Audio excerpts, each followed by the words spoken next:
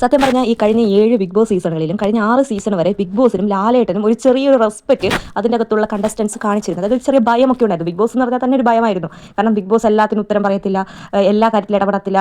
എന്താ പറയുക, ഒരു ബിഗ് ബോസിൻ്റെ നിന്ന് എന്തെങ്കിലും ഒരു വാക്ക് കിട്ടണമെങ്കിൽ തന്നെ അത്രയും വെയിറ്റ് ചെയ്യേണ്ട ഒരു സിറ്റുവേഷൻ ഉണ്ടായിരുന്നു കഴിഞ്ഞ 6 സീസണുകളിലും. ബിഗ് ബോസ് ഒന്ന് സംസാരിക്കുന്നതിന് അത്രയും കാര്യമായ ഒരു കാര്യം വന്നാൽ മാത്രമായിരുന്നു. പക്ഷേ ഇതൊക്കെ നേരെ തിരുത്തിക്കൊണ്ടാണ് സീസൺ 7 തുടങ്ങിയിരിക്കുന്നത്. അതായത് സീസൺ 7-ൽ ബിഗ് ബോസ് എല്ലായിടത്തും ഇടപെടേണ്ട ആവശ്യം വന്നു. കാരണം ഇവർക്ക് ബിഗ് ബോസ് എന്ന് പറഞ്ഞ കോൺസെപ്റ്റിനോട് വലിയൊരു എന്താ പറയുക റെസ്പെക്റ്റോ ഒരു പേടിയോ ഒന്നുമില്ല എന്ന് തന്നെയാണ് നമുക്ക് മനസ്സിലാക്കാവുന്നത്. കാരണം ഇവർ ഇഷ്ടത്തിന് ഒരു ടാസ്ക് കൊടുത്താൽ അത് കൊളാക്കി കൈ കൊടുക്കും. എന്നിട്ട് ബിഗ് ബോസിനോട് സ്പോട്ട് ചോദിക്കും, ബിഗ് ബോസ് സ്പോട്ടിൽ ഉത്തരം കൊടുക്കും. ബിഗ് ബോസ് ഇങ്ങോട്ടേക്ക് അവർ ചോദിച്ചില്ലെങ്കിലും അവർ കാര്യത്തിൽ ഇടപെടാൻ തുടങ്ങി. കാരണം ബിഗ് ബോസ് പ്രത്യേകിച്ച് ഒന്നും ഒരു ഭയമുള്ളതായിട്ടോ ഒന്നുമില്ല. ശരിക്കും പറഞ്ഞാൽ ലാലേട്ടനായിരുന്നു ഇന്നലത്തെ എപ്പിസോഡിൽ തന്നെ.